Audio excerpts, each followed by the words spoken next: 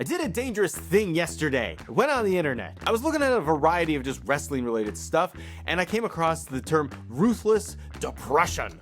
Just means everyone is thinking that WWE is at an all-time low, everything is terrible, the world is on fire, and they can't do anything right. Triple H is the worst thing ever. Down, down, down the rabbit hole it goes, everybody. I do not agree. Or do I?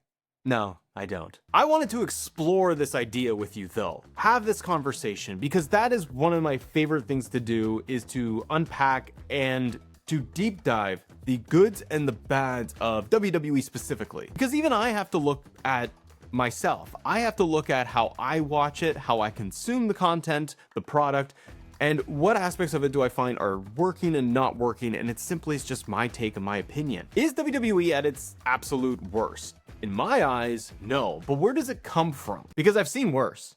I have. You have, probably. Wasn't like 2019 considered one of the worst periods for the company? You could also go back in an era or a period that I almost stopped watching, and maybe it's worth like exploring in a different video. The 2010s, the guest host era, when I'd have the likes of Bob Barker and the Muppets showing up on Raw, and then just miscellaneous random celebrity as general manager, the anonymous general manager, those types of things. That was hard. That was hard to sit. And I think it was 3 hours as well back then. You had Raw, SmackDown, Super shows. There was a lot even in that period where I was like, this is almost unbearable to watch. You get a little bit of taste of something good, but in a large part, it was very difficult to watch. I love the Muppets personally, so maybe it was your favorite thing. Early 90s? 95? That's, you go back and watch some of those Raws on like the Vault channel for WWE. That stuff's very hard to watch. It's not very good. So I don't think that this is the worst era, the worst period.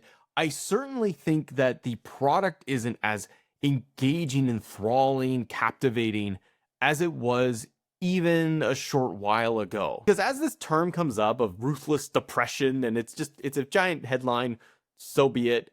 It does speak to a lot of people how they feel about the product, and that's good. Like, that's okay. Because if some people feel that this is the worst thing they've ever seen, they hate Triple H being in control, that is fine. It's your opinion, much as my opinion is that I don't think it's all terrible. I wish it was better in some aspects. So when did this kind of percolate for people? I think a lot of it, maybe it's around like Raw Netflix debut and from there on out. Because if we rewatch that thing and even leading up to it, the hype going into Raw Netflix, there was a lot of conversation, a lot of chatter of what it will be like. Is it going to be a full 3 hours every week? Are they going to curse a lot because it's on Netflix? Are we going to get changes to production? Are they going to make it more cinematic? Backstage segments, like storytelling is going to go to a whole new level. Are they going to expand beyond just Raw because it's on Netflix? Are they going to do things beyond just the core Monday Night Raw show? We didn't really get that, did we? But we shouldn't have really expected that, should we? Because they never said they were going to do anything different. But that episode, I think, said a lot. Because yes, it is kind of like a one moment where they're trying to celebrate being on Netflix. There's a lot of hoop-de-doo about it, where you have all of the execs of TKO and Netflix sitting ringside and they're clapping and they're in their suits, and it feels very corporate, where you just feel like, man, those people have never watched wrestling in their life, have they? But here they are clapping and cheering for it.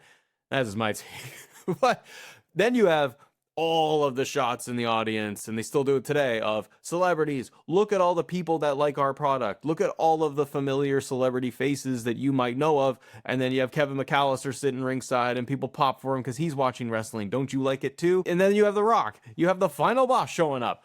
I think the final boss on that Raw Netflix episode, I think it did a lot of damage. Not reprehensible, they can never recover damage, just as like a little moment if you look back and you go, oh yeah, that's something that they fumbled. Because before that episode, months before, we're coming off the heels of Mania 40, and you're coming off of Cody finishing the story, an amazing WrestleMania, and an amazing finish to WrestleMania. And I love Final Boss, man. I loved his beatdown in the ring with Cody, all of that stuff, the press conference in Vegas, all of these things I loved. And then you get to that episode, and The Rock is just Dwayne Johnson, and he's smiling and waving at everyone, and he's saying he's putting Cody over, and it didn't make sense in terms of the story that they were kind of telling. And then he's out. And then he shows up at the match for Roman and Solo, does nothing, and then just leaves. And then it was kind of over. And I felt like it just kind of ruined that aspect of it. The matches on the card, Rhea, Liv, yeah, it was great. Punk, Death, I really enjoyed that. The Roman Solo match was fun. There's so much good stuff in that episode, but I'm saying that those elements there, I do feel like they were kind of the starting point for where we are today. People will chatter about the logos and the advertisements all over the place. Personally, I am not really bothered by it. Would I like to not see it? Yes, I would like to have the canvas blank. The ads on the mat and going around the LED boards, I kind of just blur it out. But also, like, for me, sports has been doing it forever. I just say sports. Like football, baseball, it's everywhere, all over the arena, all over the stadium. You kind of tune it out, in my opinion. But that's me. Some people just, they don't like it. They detest it. They want traditional, and that's fine too. I have seen some comments, and I've asked like our community here about, what do you think of this? What is kind of your take on it? And some have said, nah, it's not. It's less to do with like the Ruthless Depression era of it. It's more of like, it's this safe era. WWE not taking any chances. Not, the creative side of it is not very compelling. Some segments of the audience, I think, feel that they're not being listened to or heard, that, you know, they're making creative decisions. I often pointed out things like Jey Uso is being pushed, and that rubs people the wrong way. Meanwhile, the live crowd is going nuts for everybody. Ticket prices are also super high. That's also been just a common theme throughout all of this. I find it gross, but this is not just wrestling. You go to try to go to a concert for anything, and it's absurdly expensive, much like the rest of the world, for everything we do. It should not be that way. So, like, I agree, like, these things should not be, tickets should not be so freaking expensive. When I look at WWE right now, like, right where we are, coming up to War Games, Survivor Series, and then, you know, we're getting into WrestleMania season. Because I think they've said this in the Unreal documentary, and Triple H is in there selling everyone to suck it. And he's sitting in the boardroom talking about how Survivor Series is where they start to whiteboard a little bit of what WrestleMania could look like, and then it changes completely. I don't know, on the whiteboard and Unreal, I think they had like a match with Stone Cold. But it's an interesting time period. It's an interesting period for WWE, because if they are ramping things up, that's typically when you're going to get better stories, more intriguing, compelling stuff. They save their best stuff for WrestleMania. It just, from a business side, it makes total sense. From the fan side, though, yeah, I wish we were spoiled every single week. But even in its heyday of, say, Attitude Era and Ruthless Aggression Era stuff, not every week of Raw and SmackDown was most compelling. SmackDown in some years was like unwatchable. It was a clip show. It was a clip show for Raw. It was so terrible. Raw, like we've talked about, has been in years past a 2 or 3 hour just slog of no star power, or the era of just Roman Reigns being shoved down our throats by Vince McMahon, where crowds are booing Roman Reigns left and right every night and booing the show. We don't get that anymore. Fans are not booing when they're at a WWE show, at least from what we hear on TV anyways. I don't think it's all that depressing either. I think that there are elements of it that are not working right now. I think that when I see comments of things saying, you know, they're playing it safe, I do agree with that sentiment. I think the extreme of it's the Depression era, I don't know. It's not. I think they haven't put their best foot forward creatively. And when you do come off of something like Mania 40, culminating the Bloodline storyline, and then now we're into another chapter, a lot of the stories are not that deep. For me, stuff I do really enjoy right now, I like the Kabuki Warriors, Rhea, Io, that storyline that they have been building for several months, because I think like Asuka does some of her best work and like all those backstage segments. I like Kairi Sane and everything there. So it's something that like I always enjoyed tuning in for. US title scene on SmackDown, I think has helped a ton. I think moving Sammy over there at first, I think a lot of the question marks came up of like, okay, what? Sammy's now just all of a sudden in US title? I thought he wanted the world title on Raw. But they had a plan, and it came through, and I think it worked. What do you think? I think it worked well, because you had Sammy move to SmackDown. He got the US title. He started doing open challenges. He got a match with John Cena for the final time. And then we got the surprise of Ilya Dragunov beating him for the US title. Now I get banger matches on SmackDown with Ilya. It's great. And other talent are featured, even if they're in like the tag division. You get Axiom getting US title match and they're just putting on a killer 10, 15 minutes.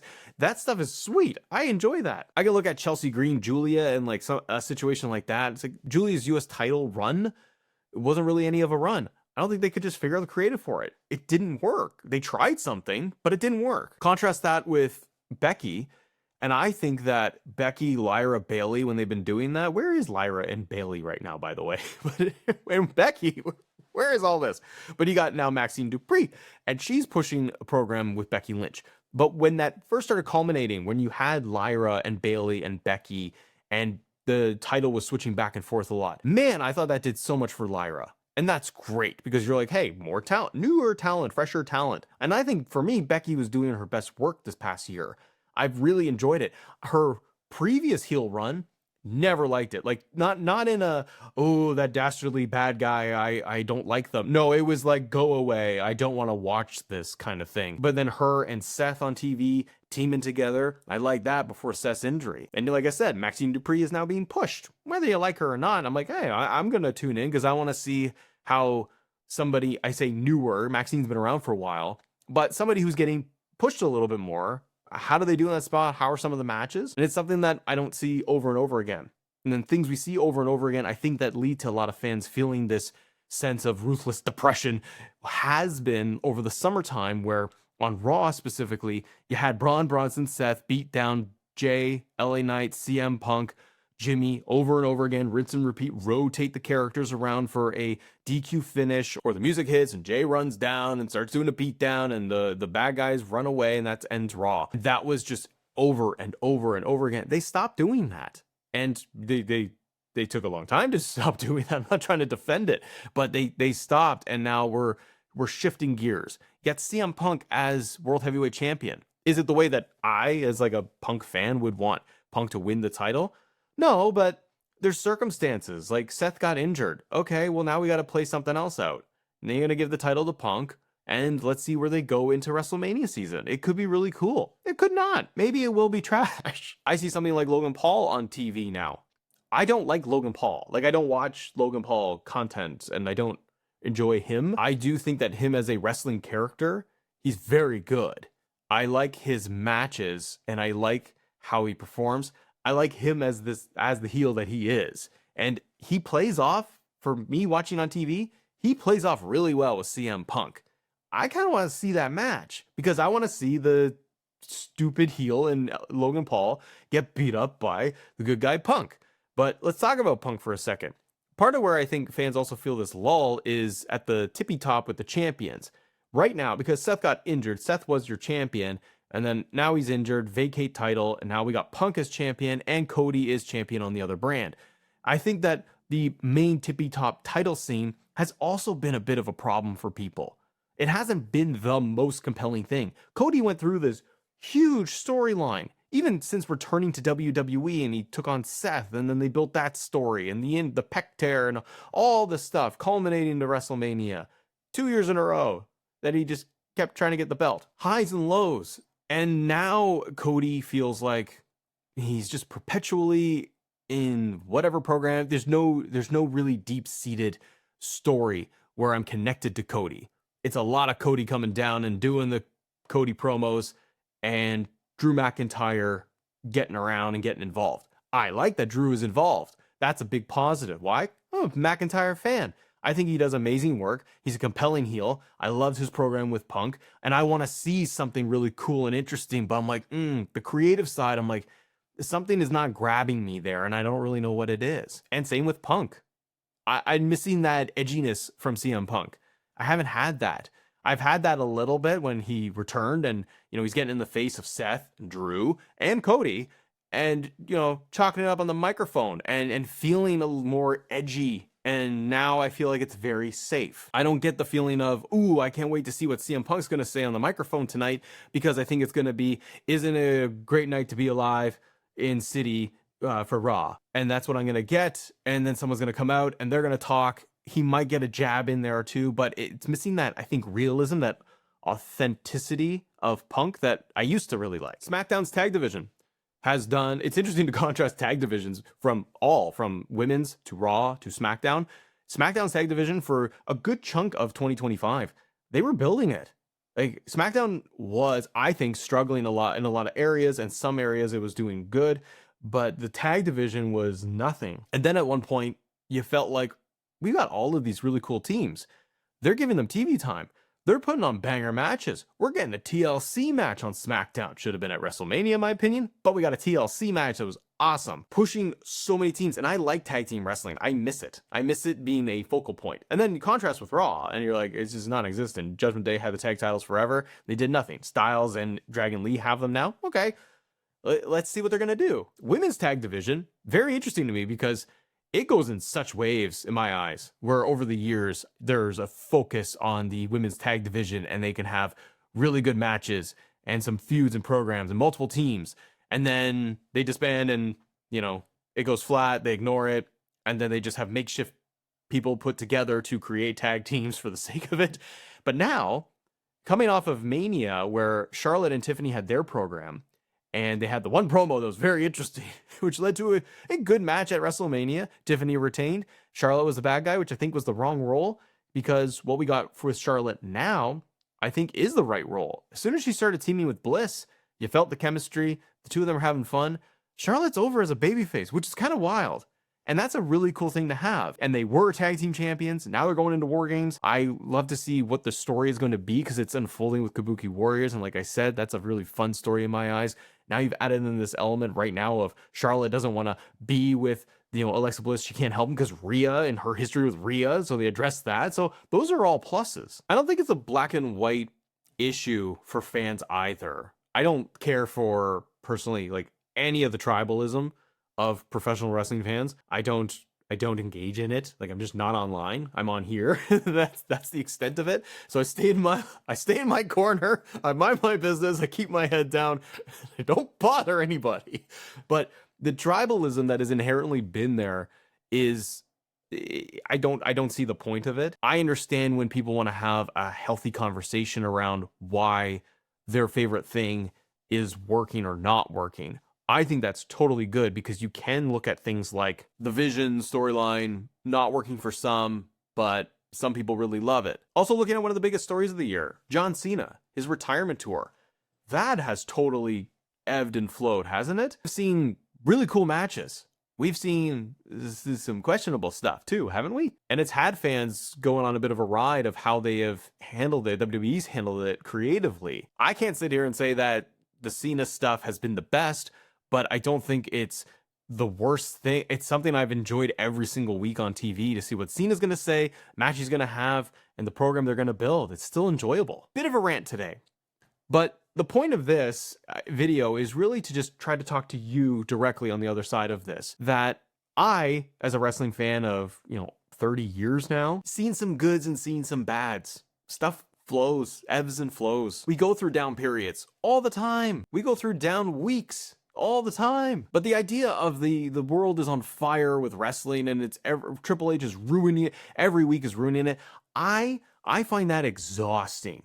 I can't get mad at a television show. I just can't. And I don't know if you agree with me or not. And if you don't, that's okay. I think there are bigger things going on in the world that we all focus on in real life, that we all deal with on a day-to-day basis. But I think, sitting here, I think it's totally fine and welcoming to construct and analyze, discuss, have conversations like this about the thing you enjoy.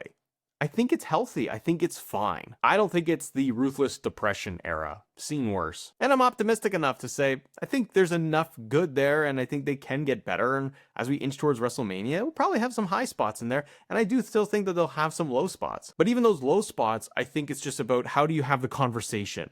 Making community itself a safe and fun, interactive place where people feel like, hey, we can just share opinions about, I don't think this is working, or you are not considering this and that. I think it's more of like, if we were sitting down together on the couch watching Raw, we'd have different opinions about, this is cool, this is not. I like this, oh, you didn't see this part, or you missed this, or what if they are going to do X, Y, and Z, and you didn't think about that. That's all healthy to me, because it's sharing perspectives. So what do you think? Is WWE in the Ruthless Depression era? Or is it just doing okay and they need some improvements. I'd love to know your thoughts and just have a conversation with you. So drop them below, comment below, and if you guys enjoy videos like this that we do, hit subscribe because it helps us grow and keep this whole thing going. Have a great day. See ya.